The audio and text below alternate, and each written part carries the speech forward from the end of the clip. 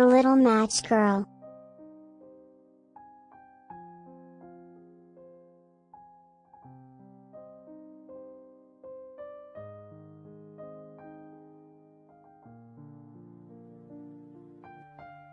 Hello. I'm Sarah. I will tell you a sad story which is written by Hans Christian Andersen. Please, subscribe to our channel.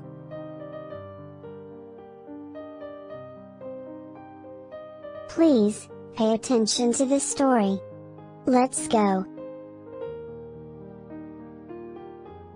Once upon a time. The last evening of the year. In this cold and darkness there went along the street a poor little girl. Bareheaded, and with naked feet. When she left home she had slippers on. It is true, but what was the good of that? They were very large slippers, which her mother had hitherto worn. So large were they, and the poor little thing lost them as she scuffled away across the street. Because of two carriages that rolled by dreadfully fast. The little maiden walked on with her tiny naked feet, that were quite red and blue from cold.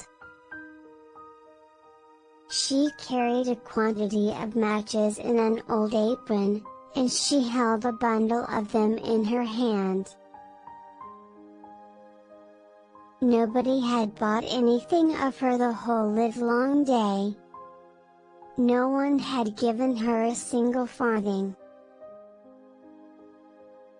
She crept along trembling with cold and hunger, a very picture of sorrow, the poor little thing. The flakes of snow covered her long fair hair. From all the windows the candles were gleaming. And it smelt so deliciously of roast goose. For you know it was New Year's Eve, yes, of that she thought.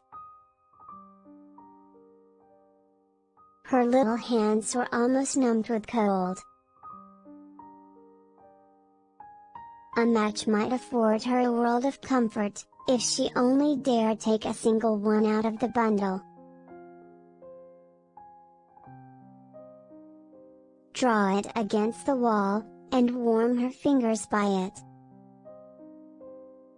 She drew one out. Wrist! How it blazed, how it burned! It was a warm, bright flame, like a candle. As she held her hands over it, it was a wonderful light.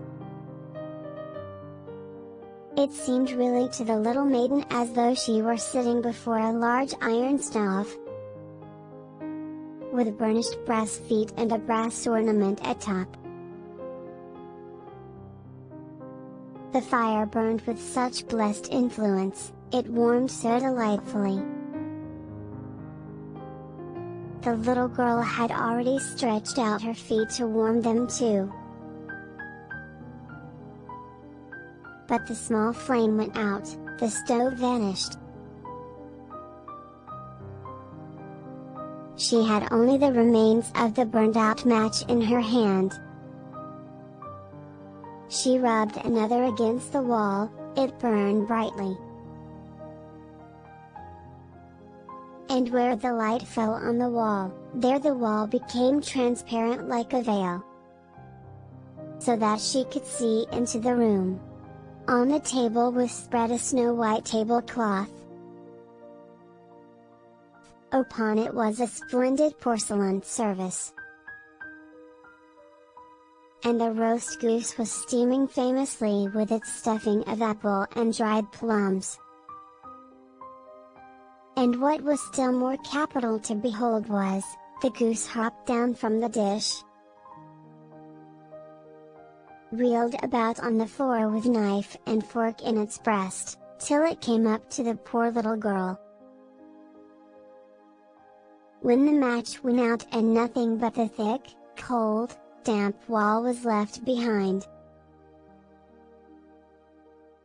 She lighted another match. Now there she was sitting under the most magnificent Christmas tree.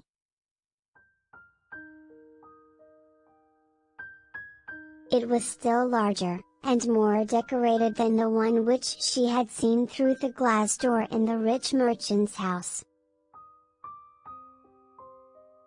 The lights of the Christmas tree rose higher and higher.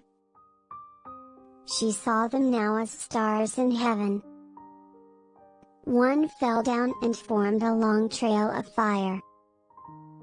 "Someone is just dead," said the little girl, for her old grandmother. The only person who had loved her, and who was now no more, had told her, that when a star falls, a soul ascends to God. She drew another match against the wall, it was again light. And in the luster there stood the old grandmother. So bright and radiant, so mild, and with such an expression of love. "Grandmother!" cried the little one. "Oh, take me with you. You go away when the match burns out, you vanish like the warm stove, like the delicious roast goose, and like the magnificent Christmas tree." And she rubbed the whole bundle of matches quickly against the wall, for she wanted to be quite sure of keeping her grandmother near her. And the matches gave such a brilliant light that it was brighter than at noonday. Never formerly had the grandmother been so beautiful and so tall. She took the little maiden on her arm, and both flew in brightness and in joy so high, so very high. And then above was neither cold, nor hunger, nor anxiety, they were with God. But in the corner, at the cold hour of dawn, sat the poor girl, with rosy cheeks and with a smiling mouth, leaning against the wall, frozen to death on the last evening of the old year. Stiff and stark sat the child there with her matches, of which one bundle had been burned. She wanted to warm herself, people said.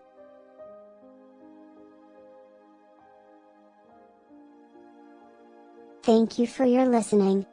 It presents by Zara Bed. Please don't forget to subscribe to our channel. See you soon. Goodbye.